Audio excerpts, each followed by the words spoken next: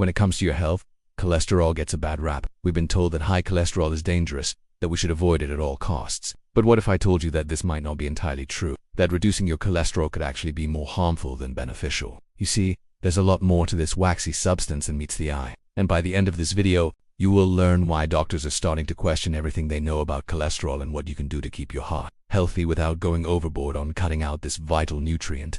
Let's talk about the real story behind cholesterol. First off, let's clarify what cholesterol is and where it comes from. You might think of it as this bad guy that clogs up your arteries, but in reality, cholesterol is a type of fat that your body produces naturally. In fact, it's an essential component of all human cells. Your body uses cholesterol to make things like hormones, vitamin D, and bile acids, which help you digest fats. Only about 25% of the cholesterol in your blood comes from the foods you eat.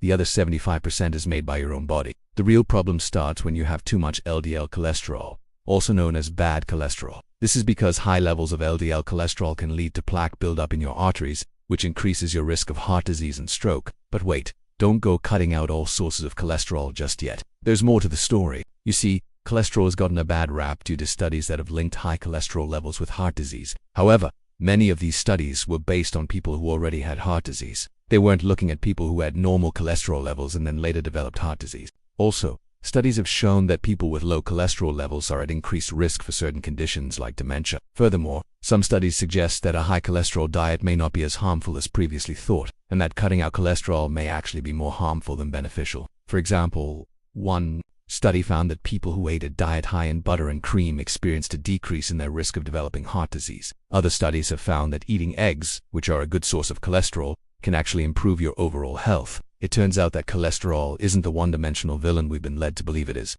In fact, it's more like a complex character with both good and bad qualities. And the key to keeping your heart healthy is all about balance. Let me explain. When you eat a meal containing fat, your body produces bile acids, which are made from cholesterol, to help digest that fat. The bile acids travel to your small intestine where they break down the fat into smaller particles, allowing it to be absorbed by your body. But here's the thing. If you don't consume enough fat, those bile acids can start sticking together and forming clumps that travel up your bile ducts and into your liver. Once there, they can irritate the liver cells, triggering a condition called cholangitis. Symptoms include fever, pain in the right shoulder or upper back area, and jaundice, which is a yellowing of the skin or eyes due to a buildup of bilirubin, a yellow substance found in bile. If left untreated, cholangitis can lead to serious complications such as pancreatitis, which is inflammation of the pancreas, and sepsis, which is a life-threatening infection. Now, you may be thinking, how does this relate to heart disease? Well, over time, the inflammation and damage caused by cholangitis can lead to the development of heart disease. So it is important to make sure you're getting enough fat in your diet to prevent this from happening. The recommended amount of fat for adults is between 20 and 35% of their daily calories.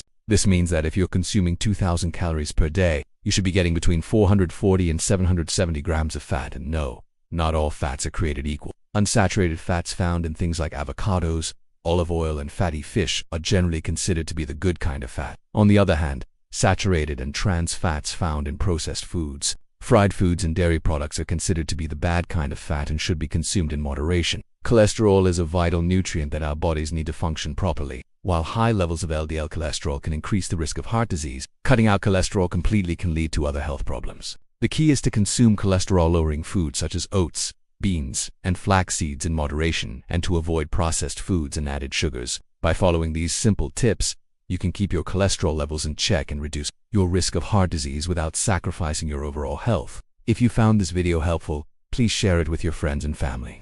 Until next time, stay healthy and cholesterol aware. And remember, it's not all bad.